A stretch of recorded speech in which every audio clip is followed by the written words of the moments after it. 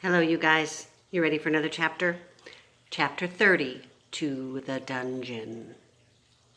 At the castle, for the first time in her young life, Mig had enough to eat. And she ate. She quickly became plump and then plumper. She grew rounder and rounder and bigger and bigger. Only her head stayed small. Reader, as the teller of this tale, it is my duty from time to time to utter some hard and rather disagreeable truths. In the spirit of honesty, then, I must inform you that Mig was also the tiniest bit lazy. In the spirit of honesty, I must also tell you that she was not the sharpest knife in the drawer. That is, she was a bit slow-witted. Because of these shortcomings, Louise was hard-pressed to find a job that Miggery Sow could effectively perform. In quick succession, Mig failed as a lady-in-waiting. She was caught trying on the gown of a visiting duchess. A seamstress. She sewed the cloak of a riding dress to her own frock and ruined both. And as a chambermaid, she was sent to clean a room, but she stood there, open-mouthed and delighted, admiring the gold walls and floors and tapestry, exclaiming over and over, "Gor, ain't it pretty? Gor, ain't it something then?" And she did no cleaning at all. And while Mig was trying and failing at these many domestic chores, other important things were happening in the castle. The rat in the dungeon below was pacing and muttering in the darkness, waiting to take his revenge on the princess. And upstairs in the castle, the princess had met a mouse. And the mouse had fallen in love with her. Will there be consequences? You bet. Just as Mig's inability to perform any job well had its consequences. For, finally, as a last resort, Louise sent Mig to the kitchen, where Cook had a reputation for dealing effectively with difficult help.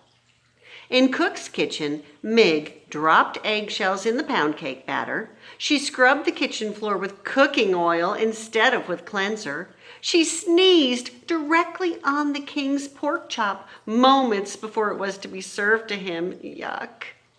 "Of all the good-for-nothings I have encountered," Cook shouted, "surely you're the worst, the most cauliflower-eared, the good-for-nothingest.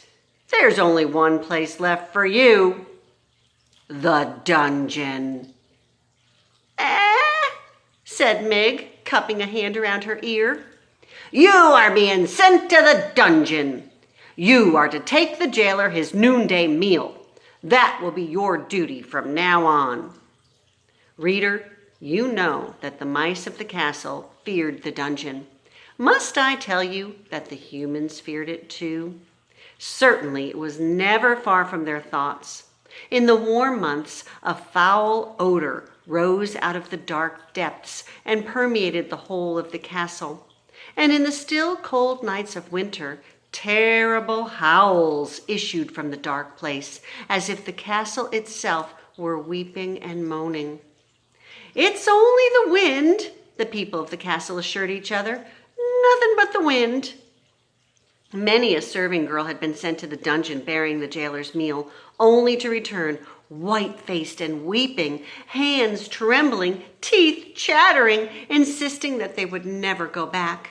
And worse, there were whispered stories of those servant girls who had been given the job of feeding the jailer, who had gone down the stairs and into the dungeon, and who had never been seen or heard from again. Do you believe this will be the fate of Mig? Gor, I hope not. What kind of a story would it be without Mig? "Listen, you cauliflower-eared fool," shouted the cook. "This is what you do.